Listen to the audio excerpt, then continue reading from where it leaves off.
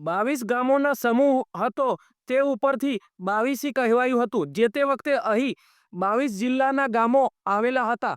અહીંના થાણાનું સ્ટેશન ડભોડા હતું અને પેટા સ્ટેશન થાણું મૈસા થાણેદાનમાં આવતું હતું. ગાયકવાડ સરકારના શાસન દરમિયાન આ વિસ્તારમાં કોઈ લૂંટફાટ કે ચોરીના બનાવ ના બને એટલે દહેગામ મહાલ અને 22 થાણાના ઘણા ગામડાઓની સરહદો આગળ આ રીતે નાની નાની ચોકીઓ બનાવવામાં આવતી, જ્યાં 4 થી 5 સિપાહીઓ ચોકી પહેરો કરતા હતા.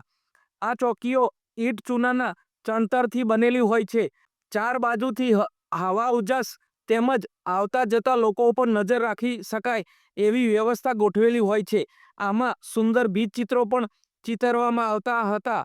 હાલના સમયમાં આ ભવ્ય સ્મારકો બિસ્માર અને ખંડેર હાલતમાં છે.